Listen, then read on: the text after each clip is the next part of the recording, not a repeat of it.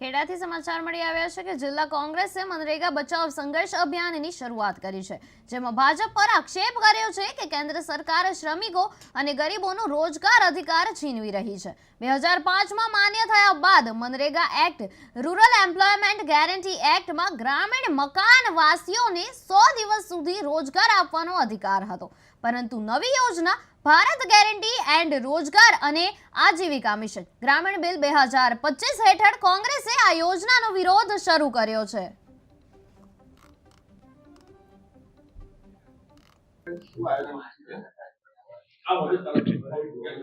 આજની પ્રેસ વાર્તામાં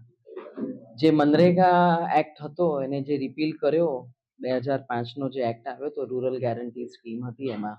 અને અધિકાર હતો જે રોજગારનો, એના બદલામાં એક નવો એક્ટ લઈને આવ્યા છે સેન્ટ્રલ ગવર્મેન્ટ, જેનું નામ છે વિકસિત ભારત ગેરંટી એન્ડ ફોર રોજગાર એન્ડ આજીવિકા મિશન ગ્રામીણ બિલ 2025। અને મનરેગાને કાઢી નાખ્યો એ કાયદો જે 20 વર્ષથી હતો અને જે રોજગારી પૂરી પાડતો હતો ગ્રામ્ય લેવલે, અને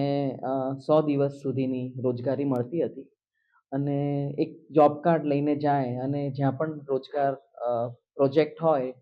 જે ડેમ હોય, બોરી બંધ હોય, કે ડિફોરેસ્ટેશનમાં એવોઇડ કરવાનું હોય, કે કોઈ ડેમ નાનો બનાવવાનો હોય, ત્યાં એમને રોજગારી મળી જતી હતી। 15 દિવસમાં એમને પૈસા પણ બેંક એકાઉન્ટમાં મળી જતા હતા। એ અધિકાર જે કાયદાકીય એ કાનૂને આપ્યો હતો એ કાઢી નાખ્યો, અને હવે નવો જે કાયદો આવ્યો એ સેન્ટ્રલ ગવર્મેન્ટથી, ત્યાંથી પ્રોજેક્ટ આવે, એમની મનસૂબી પ્રમાણે એમને જેટલો 60% ફંડ ત્યાંથી આવે, 40% સરકાર આપે, સ્ટેટ સરકાર, ત્યારે કોઈ પ્રોજેક્ટ થાય અને એમાં એમને જે લોકોને આપવી હોય રોજગારી, એટલે અધિકાર જે હતો, રાઈટ, એ જતો રહ્યો। એટલે સિટીઝન ગ્રામ્ય લેવલે રોજગારી માંગી ના શકે, એટલે વંચિત રહેશે અને રોજગાર માટે વલખા મારે એ પરિસ્થિતિ આવીને ઊભી રહેશે। એટલે આખો જે પાવર હતો આપવાનો, એ આખો પાવર સેન્ટ્રલ ગવર્મેન્ટ સુધી શિફ્ટ થઈ ગયો। એટલે બધું દિલ્હીથી નક્કી થશે, અને સરકાર સ્ટેટની, ગુજરાતની હોય કે મહારાષ્ટ્રની હોય કે